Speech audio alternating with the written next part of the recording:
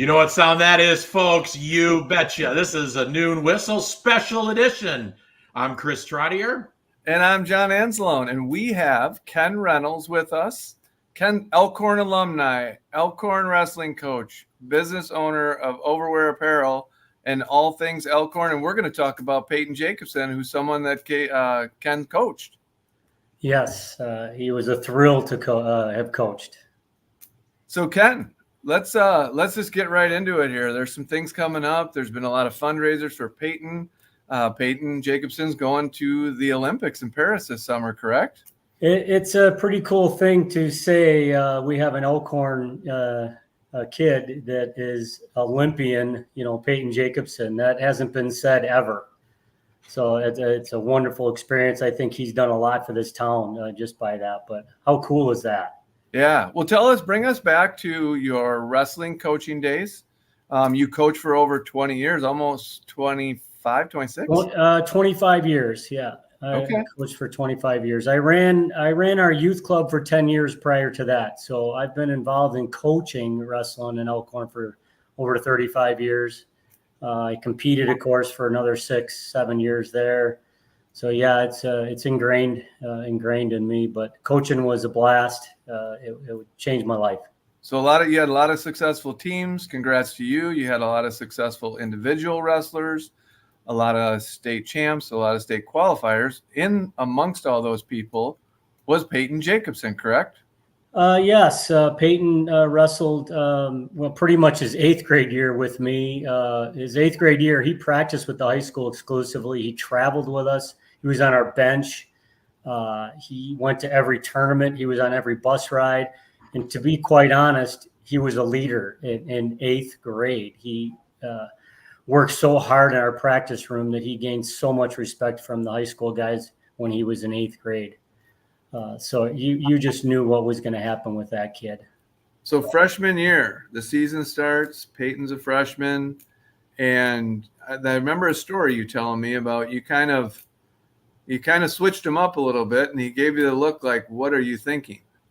Yeah, he, when you have wrestlers of that caliber, and I was blessed, I really was, to have so many top-notch guys. But when, you have a guy like that, you challenge him, right? He needs to be challenged. But our first meet happened to be that. It was a rivalry match and with Delavan, and their best kid was the weight class above Payton. And Payton was light. He was only 103 pounds as a freshman. So naturally, we need to win the duel, and you're going to move, your stud guys up or down or do whatever you got to do to win. And I just told him, you got to wrestle up and wrestle this kid. And he said, I don't want to do it. I'm not doing it. And I said, well, you're going to do it. And a little bit of grumbling back and forth, but he went out and won the match and won the duel for us. Without a doubt, but he won the match in the last few seconds. It was a great match, but that just tells you what kind of kid you have, right? Did he have any thoughts from saying, I don't think I want to winning and coming back? Did he say anything then? He didn't, but he definitely, appreciated the win. I mean, he came off and high-fived me right away. I mean, we had a tremendous amount of respect for each other. I don't, want respect one way and not the other. I respect him as an athlete, all my guys, but he came off and high-fived me, and I said, great job. I knew you could do it. But we have a great relationship. Yeah. So Ken, these really, people don't realize this, but these really elite specific athletes, they take a really unique path. Doesn't matter. I know Mr. Tadlock's talked about, I think his niece or maybe his sister was a swimmer, and that, they're really dedicating their life to it. Dancers, baseball, John, right? You think about some of the kids from Waukesha in Wisconsin. So he goes through high school, and then he ends up at where? Northern Michigan or Michigan Tech? Which one? Northern Michigan University. But I got to tell you, I should say, Jake and Dan Stilling ran a clinic for him. Payton, when he came back last week, and as a coach, I went to help, and I was there, of course, but I sat on the side and I was watching, and it was so rewarding because here I'm watching Dan and Jake Stilling, who were Division I athletes at the University of Wisconsin, Joey Showalter, who happened to be home, another Division I wrestler that I coached, and Payton Jacobson, who's a world level athlete, all out on the mat, giving back and coaching all the youth in our community. And I tell you, that was such a rewarding moment for me to watch those guys out there. But the path they chose was a tough path. It really was. So at some point, though, Payton changed his path a little bit. Yeah. From freestyle to Greco-Roman, correct? Well, his passion was Greco. Like when he was young, it was Greco, and he wrestled, folk style, which is traditional high school style wrestling and all that. He did that because that's what was their kind of thing. But after his sophomore year, he left for Northern Michigan to dedicate himself to Greco because that was his true passion. We all knew it. I think, follow your path, kid. I've had that question 100 times, man, you must have been upset, when Payton left. And I think that's really couldn't be further from the truth. Kid's following his passion and his dream. No, he's wrestling, Well, and he's that's kind a of that dedicated athlete. So that's kind of that unique path where I was going, Kenny. Yeah. Like, so I'm glad you kind of filled in those gaps a little bit. Yeah. Talk a little bit about, like, speaking of another great athlete, Elkhorn grad, Benji Peak, right?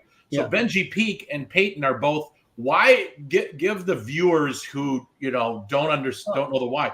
Why Northern Michigan? Well, Northern Michigan is the Greco training facility or the Olympic training site for Greco wrestling. So it's very specific. Greco wrestling is very unique. It's I feel, and we feel, of course, just because I've been around Benji and Payton so much and watched it, that Greco wrestling is the oldest form of wrestling known to man. Like 3,000 years ago, that's how they used to decide disputes in villages. Push the guy out of the ring. The first guy gets pushed out of the ring wins, right? They would have disputes and they would settle it fairly. That's how Chris and I decide who's going to talk first on the Noon Whistle each week. Well, we can get a mat out next week. I'd love to get that going. And Ken, when we wrestled in PE class, I would just lay on my back and get it over with. I was a cager. I played hoops. So listen, so that was it. John, you win. You can talk first all the time. Well, back in the day when I was in high school, the wrestling team would come over and we would play the basketball team. And then the basketball team would come over and they would have to wrestle us. Yeah. But that quickly ended. I would say that's true. Yeah. Chris, I want to bounce back to something you said, and we should probably inject here Benji Peak, because Benji Peak was sniffing right at the Olympics and has been for several years. And another top level, high level, elite wrestler that unfortunately just didn't make it at the end, right? I mean, well, it was unbelievable. I got so many phone calls, people I didn't even know, people across the country that I didn't even know, that how did Elkhorn get two guys in the semifinals at the Olympic trials? That just doesn't happen. But those are the two athletes that we're talking about. They were just driven. But Benji, he's still a world team member. I mean, he's still an unbelievable wrestler and a driven wrestler, but he was wrestling in the Olympic trials with a broken foot. Yeah. So not only did he make the semifinals in that tournament, he was wrestling with a broken foot. I don't even know how he won a match, like how he even did what he did, but So Payton ends up at Northern Michigan. He's training, he's getting ready. Now let's talk about now where it's like decision making. We're gonna prepare for the Olympics. Tell us about that story, because there's great videos of the family and Cam and the whole family on there celebrating in tears. Talk about what happened at here we go. Where was he seated to start, and then he ended up winning. Well, I mean, his goal all along has been not just an Olympian. This isn't the end of his goal, right? His goal is to be Olympic champion. I think it's very realistic with him. I think he is so mentally tough and strong. His mental toughness is unbelievable. But he was seated 7th going into the Olympic trials. He was in the same weight class as Benji. And the reality was that weight class was just very stacked. That was a very tough weight class. So when he looked up, like we do in high school matches, right? He's like, well, if I go up a weight class, I've just got a better chance to make it. So he really, didn't have a true sense of that weight class, and that's why he was seated 7th going into it. But I talked to Benji, about that. I said, geez, Payton going up, he's seated 7th, what do you think? He's like, oh, he's going to win it. Yeah, he's going to win it, coach. He's going to win it. And I said, well, that's great. I feel good about it, but Benji knew what kind of kid he had there too, so, he knows. But yeah, Payton was seated 7th in the tournament and walked, and got through it. It wasn't easy by any means, but boy, he wrestled well. He just wrestled well. His drive was unbelievable. So all this stuff we're talking about, Payton making it, Payton going to the Olympics, brings us to, there's been a whole lot of wonderful outpouring of support for Payton, the Jacobson family, the whole thing. And we know Payton did the little parade downtown. He did the wrestling camp. There's Olympic American flags that support Payton that are out in our community at different stores. Got one behind you. And then there's a dinner coming up, and you are the driving force behind this fundraising dinner coming up, correct? Yeah, I felt I really wanted to do something to help not only Payton, but his family. Like, I don't know if people realize what kind of sacrifices their family has made to get Payton to this point as well. Like, not only Payton has made a ton of sacrifices, a kid that, typically 21 years old, and what is he doing on a Friday night? He's not downtown, eating pizza or anything like that. This is a kid that's training and, has a whole different regimen and a mindset. But his family, has been behind him for these last 3 or 4 years. And, he's traveling all over the world to compete. And a lot of those expenses along the way is quite frankly come from the family and support. So when this happened, of course, the Olympics, I want, and the community wants to make sure that they can all go and enjoy it. So this is for the family and for Payton. And, his training partner that he gets to take is Benji Peak, another Elkhorn alumni wrestler. So, awesome. How cool is that Payton chooses another Elkhorn alum. And so I really felt the love from the community, and this community is amazing. Everything I've been through the last few years here, but, they want to do something. Our community wants to do something. So I felt that, and no offense, but a $10, spaghetti dinner just wasn't going to answer the call. And this is a special moment, a special event. So that's why we're having, a prime rib dinner at Evergreen. It's going to be a nice formal event. But we want to do something of significance and make it real memorable for everybody too. This is pretty unique. This doesn't happen. Right. Yeah. So Kenny, so people can, so let's talk a little bit about this. So checks are going to go to the Booster Club, All Sports Booster Club. Yes. $52 per ticket. Yes. You can pay, limited to first 100. We can go over 100. Okay. I was just trying to do that to kind of spur everybody on a little bit. I get it. Yeah. You got an auction item, 50-50 raffle. Yep. And then you got on the right, you got the sponsor benefits, but also the donation. And those also go to the All Sports Booster Club for the Path to Paris for Payton, correct? Yes. And we'll take anything, right? It's like, to the baskets all the way up and, different levels. And everybody's been that I've talked to, I haven't gotten out as much as I've wanted. This is basically 3 weeks, to get this together. So it has to come together quick. But everyone's just been great that I've spoken to so far about it and done a wonderful job. But anything that they can do to help would be great. So June 1 at Evergreen, correct? Yes, June 1 at Evergreen. We'll have auction items are going to include we have a couple singlets that he autographed that we're going to auction off, some shoes that he autographed. I've got other items that some companies have donated. We'll have raffle baskets, all those kind of things going on. We have speakers that we have, the coaches, like all levels of his coaches are going to speak. The coaches, the guys that had coached him when he was 6 years old and guys that are coaching him now at the Olympic level. So just the speakers alone, I think is going to be an awesome experience for everyone to hear from that level of guys. Benji is also going to be there, and he's going to speak. Payton is going to Zoom in. He will be in Croatia during the dinner and is going to wake up at 3 a.m. and we're going to Zoom with Payton then.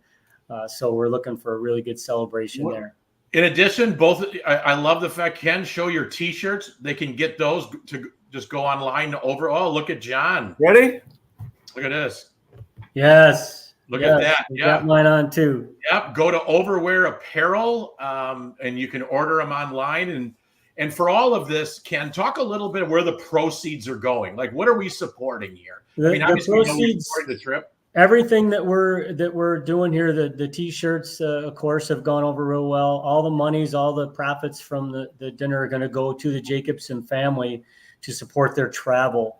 Got it. And also the family, right? Because Bryce and Cammie and all that, but they're also going to help with the coaches because quite honestly, it's an expensive trip. So the Jacobson family, as good as they are, right? They're going to help the coaches bring, their wives, and things like that. So their family can go. And I just think it's outstanding. They're just such a good family. And how can you not want to help? So just to clarify this, so people understand that an Olympian's family or his coaches or his training partner, they aren't funded by the Olympics to get there, stay there, eat there, help out there. They have to pay for that on their own or attempt to. I'm not sure 100% on that, but I know the family doesn't, get anything from USA on that, but I'm pretty sure Payton's pretty well funded. The coach is probably funded, but a lot of that support staff probably is not funded, right? So that's what we want, is we want Payton to feel as comfortable as possible when he's over there, having his entire coaching staff there, Benji Peak there, those kind of things. Because, Benji is like a big brother to him in this wrestling thing. He's taught him an immense amount. And Payton will be the first one to tell you that Benji, one of his biggest inspirations has been Benji. So we want that all to just be a smooth transition for him to make him compete the best that he can for all of us, right? Well, let's fill that room up. Let's fill up the tables. Buy some shirts. I got to go get mine. I mean, I got to get mine. We're about 50 tickets right now. And quite honestly, we need to be at that 100 level or higher. We really do. And we have about 56 tickets sold to this point. So get on there, get a ticket, come and enjoy a night. We'll be talking with Olympians all the way down to youth club guys, and Benji Peak will be there, and all of us coaches and everyone. So it'll be a really fun night. I think that you would enjoy the heck out of it. Yeah. And when you do a sponsorship, the different levels I see include tickets as well to the dinner. So that's included in the sponsorship. Oh, nice. Yep. Nice. Yes, sir. That's what we encourage, right? Is if you have a couple wrestlers in your company, right? In your company, that company can buy a $500 or $1,000 sponsorship, and then you go give the tickets to the wrestling guys, in your company that might enjoy that, So that's been kind of my pitch, and it's been going over pretty well. Good. Yeah.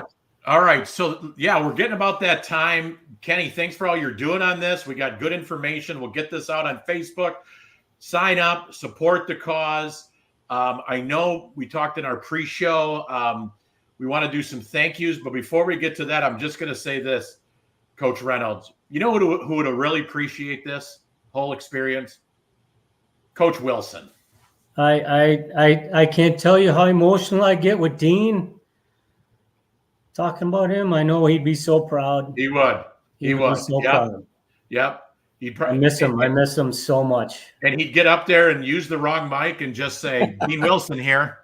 Yeah, so, and I'd probably have to get the long stick and pull him off the stage because he would talk way too long. Yeah. But everybody would love to hear from him. There's no doubt about it. Well, but Kenny, before we shut off and head back to work, why don't you just do some quick shout outs? We'll leave this up on the screen so people can see it. There's a lot of people involved in here. John and I thank you for really not only coaching for your years, your commitment to the community, but also obviously when these moments come up, you ring the bell. So thank you to you, but let's do some shout outs and thank yous before we head off.